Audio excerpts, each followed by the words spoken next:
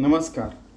हम लोग ज्ञानेश्वरी और गीता देख रहे हैं और इतने बढ़िया तरीके से ये दूसरे अध्याय में भगवान श्री कृष्ण ने सारा का सारा ज्ञान बताया है। और ज्ञानेश्वर महाराज ने जो गीता बताते समय जो भी बची कुछ चीज़ थी वो बीच में पूरा जो भी गैप रही थी उसमें भर भर के उन्होंने सारी चीज़ें बताई है। बहुत अच्छी मृदु भाषा में बताया है। देखिए, आज 12वां श्लोक है। न त्वेवाहम चातुनासम न त्वं नेमे जनाधिपः न चैव न भविष्यामः सर्वे वयमतः परम। श्री कृष्ण जी कह रहे हैं, पूरा ज्ञान बता दिया इसमें, ये श्लोक में। देखिए, ऐसा तो कभी हुआ नहीं कि पहले कोई नहीं था, आज कोई नहीं और आगे भी कोई नहीं रहेगा। तीनों काल में देखिए, कई सारे केवल मनुष्य प्राणी नहीं, कई सारे जीव थे, निर्जीव वस्तु भी थी, ये दुनिया भी थी। वो जन्म ले रहे हैं और जन्म ले रहे हैं, जी रहे हैं और मर रहे हैं, ये सारी चीज़ें हो रही है। पहले भी कई राजा लोग हो चुके हैं, आज भी हैं और आगे भी रहेंगे। वो पहले जो रहते वो चले गए, आज जो है वो भी चले जाएंगे। वो आगे में जो जन्म लेने वाले हैं वो भी जन्म लेने वाले हैं, वो भी मरने वाले हैं। तो ऐसा तो हो ही नहीं सकता कि आपने ये दुनिया निर्माण की है, आप ही पालन पोषण कर रहे हैं, आप ही नष्ट कर रहे हैं, ऐसे तो हो नहीं सकता। आपको लगता होगा तो वो आप वो सोचना बंद कर दीजिए। अर्जुन से ऐसा नहीं, बड़े प्यार से बच्चों को जैसे समझ में नहीं आता कि ऐसे छोटे बच्चे कैसे हम लोग ऐसा करके बात करते, उस तरीके से बता रहे हैं। अर्जुना सांगे ना ऐक, इथं आम्ही तुम्ही देख आणि हे भूपती असे का आदि करू नये। पहले से ये सारे भूपती आणि राजा लोग थे। नित्यता ऐसीची असू नये, ना तरी निश्चित क्षयात जाऊ नये, हे भ्रांती वेगळी करू नये, दोन्ही नाही। कि ये जो राजा लोग थे, सारे प्राणी लोग हैं, प्राणी मात्रा है, वो है आए हुए और वो अमर है, ऐसे भी नहीं है। वो भी गए, ये भी जाने वाले, सब लोग जाने वाले हैं। ठीक है, ये केवल भ्रांति है, मृगजल है, हे उपजे आणि नाशे। ओके, सो जो जन्म लेता है वो मरने भी वाला है, उपजे ते नाशे। हे मायावशे दिसे एरवी तत्वता वस्तू जे असे ते अविनाशाची, कि तत्व जो है वो तो अमर है, परमात्मा तत्व आहे। जैसे पवने तोय हलविले आणि तरंगाकार झाले तरी कवण के जन्मले म्हणून ये इथं ओके तेथं कि समुंदर में जो लहरें आती वो हवा के कारण आती है। तो हम लोग ऐसे लहर के तरह आए, बाद में चले जाएंगे, कुछ समय के लिए आए हुए हैं। देह के बारे में बात करें, वैसे आत्मा तो अमर है, ये भी बताना चाह रहे वो। त्याची वायूचे स्पूर्ण ठेले आणि उदक सहज सपाटले तरी आता काय निमाले विचारे पा, वही कह रहे वो। तो ये सारी जो मूर्खता है वो आप छोड़ दीजिए। ठीक है। देहिनो अस्मिन् यथा देहे कौमारम यौवनम जरा तथा देहांतर प्राप्तिर धीरस तत्र न मुह्यते। मीन्स कि ये जो देह है वो हम जिस अवस्था में आज, तो हम समझ सकते हैं कि हम लोग भी बच्चे थे, आज हम तरुण हो गए और आगे जाके वृद्ध होके हम लोग मर जाने वाले। वैसे हर जीव के बारे में भी होता है। वो जन्म लेता है, फिर वो छोटा बच्चा रहता है, फिर बड़ा होता है, फिर वो वृद्धापक अवस्था यानी वृद्धापकाल और वृद्धावस्था के बाद में वो मर जाता है। और ऐसा कोई नहीं है कि जो देह से अमर हुआ है, आत्मा अमर है। उस जीवात्मा को परमात्मा से विलीन कर दिया, योगी बने, भक्त बने, परमार्थी बने, तो और भी अच्छा है। ये हर जगह जो परमात्मा है उसमें हम लोग विलीन हो गए, तो आत्मा अमर है। हमारा आत्मा उसमें विलीन होने के बाद हम भी अमर हो जाएंगे, उस तरीके से अमर होंगे, देह से नहीं होते हैं। ठीक है, ये यहाँ पे श्री कृष्ण और ज्ञानेश्वर महाराज कह रहे हैं। ऐके शरीर तरी एक परी वैसा भेद अनेक, ते हे प्रत्यक्षचे देख प्रमाण तू एथ कौमारत्व दिसे मग तारुण्य ते भ्रंशे परी देहची न नाशे एक का सवय। वही बताया कि कौमारत्व, तारुण्य और देह नष्ट हो जाना। तैसी चैतन्याच्या ठाई ये शरीरांतरे होती जाती पाई, ऐसे जाणे तया नाही व्यामोह दुःख। जो लोग ये जानते हैं कि अरे हम लोग आत्मा है, ये तो देह आता है और चला जाता है, उनको पता चलता है कि इस हमारा जो जीवात्मा है उसके ऊपर बहुत सारे देह आए और चले गए, लखत 84 फेरे सुंदर नर्तन आया, तो ये पता चलता है उनको। और पता चलने के बाद वो परमार्थ मार्ग पे रहते हैं तो उनको मुक्ति मिलती है, आत्मज्ञानी होते हैं, ब्रह्मज्ञानी होते हैं, ये सारी चीज़ें होते हैं। और जो इसको समझता नहीं है तो उसको यानी बहुत सारे दुख होते हैं।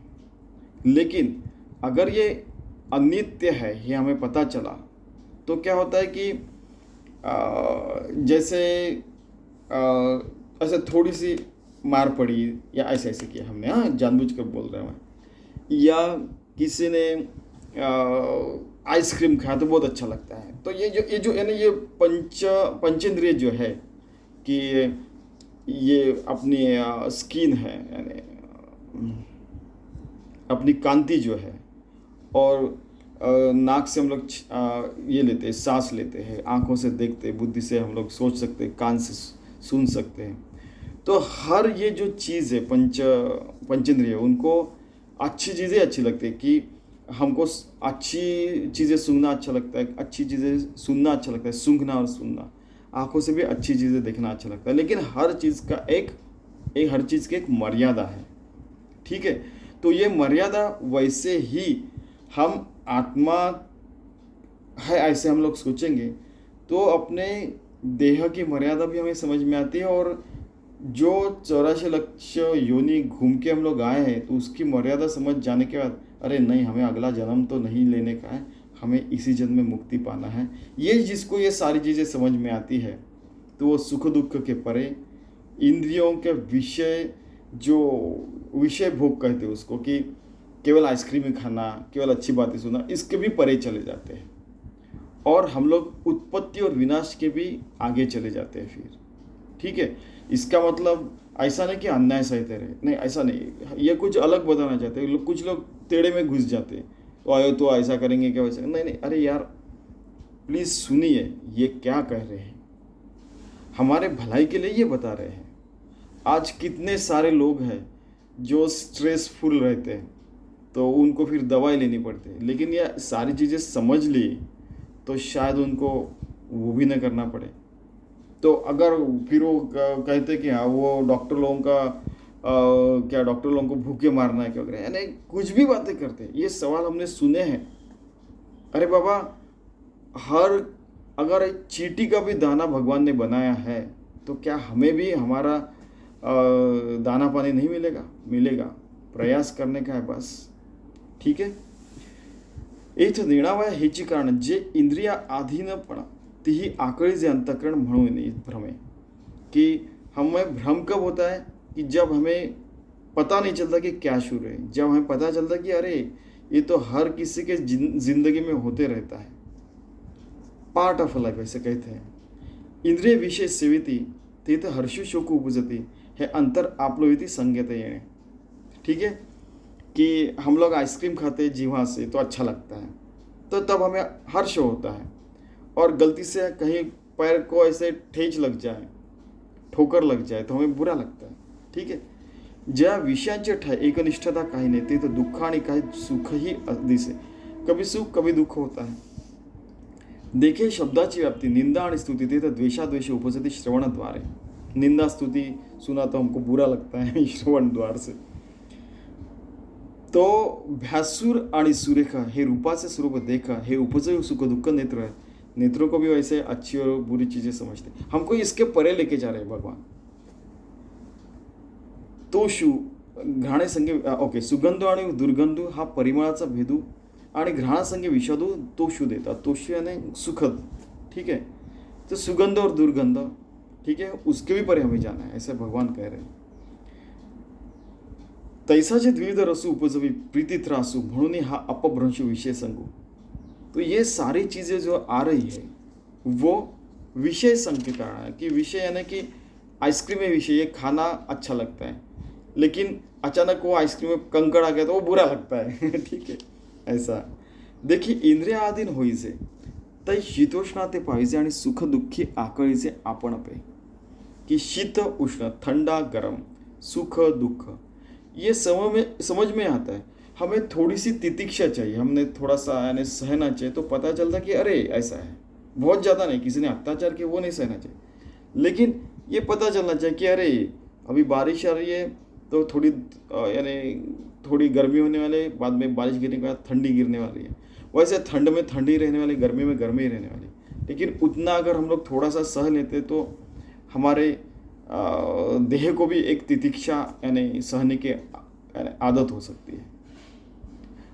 तो आजकल जो बहुत सारे लोग दवाई लेते हैं अच्छी, थोड़े अच्छा थोड़ा बुरा होने के बाद, तो वो भी रुक जाएगा. तो हम लोग यानी डॉक्टरों का ये नहीं करने वाले, डॉक्टरों को नष्ट नहीं करने वाले.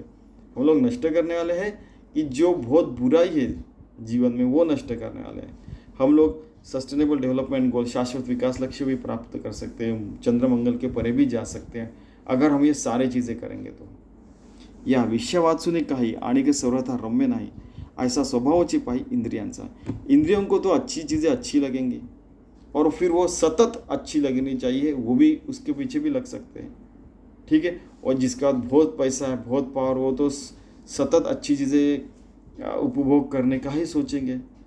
तो ऐसा नहीं करना चाहिए. ये ज्ञानेश्वर महाराज और श्री कृष्ण जी भगवान हमें अलर्ट कर रहे, सावधान कर रहे. हे विषय तरी कैसे रोहिणीचे जळ जैसे का स्वप्नींचा आभासे भद्र जाती. आप किसी 100 साल के बूढ़े व्यक्ति को पूछिए तो आपको पता चलेगा कि उसको लगता है कि कुछ क्षण मात्र में उसकी ज़िंदगी गुजर चुकी है, ऐसा वो कहेंगे. तो ये कैसे हो गया कि एक पटल यानी एक क्या चलचित्र है, यानी सिनेमा के जैसे है कि अपनी ज़िंदगी चल रही है. हम आत्मा है, हमारी ज़िंदगी चल रही है, छोटे हैं बड़े हैं और मर गए. ठीक है. तो हमें परमात्मा प्राप्ति करने की है, ये भी यहाँ पे वार्निंग दे रहे हैं. हे विषय तरी कैसे रोहिणीचे जळ जैसे हा का स्वप्नीचा आभासे भद्र जाती. के मृगजल है स्वप्न जैसे, उसके खुद को जगाना है, अलर्ट बनाना है और आत्मज्ञान प्राप्त करना है. देखे अनित्य तियापरी म्हणून तू अभेरी हा सर्वथा संगुण धरी धनुर्धरा. तो ये अनित्य का संग मत कर, इसको बाजू कर और तू धनुर्धर है. तू अच्छी की संगत ले, सत्संगति में जे, खुद को भी संत जैसे बना और खुद के सत्संग में रहे. खुद को आत्मप्राप्ति करा ले, ब्रह्म ज्ञान प्राप्त कर ले और खुद के ही संत संग में, ब्रह्म संग में तू रहे. ऐसा श्री कृष्ण जी धनुर्धर अर्जुन को कह रहे हैं. कितना सुंदर है देखिए. यानी ज्ञानेश्वर महाराज और श्री कृष्ण जी बहुत बढ़िया बता रहे हैं. धन्यवाद.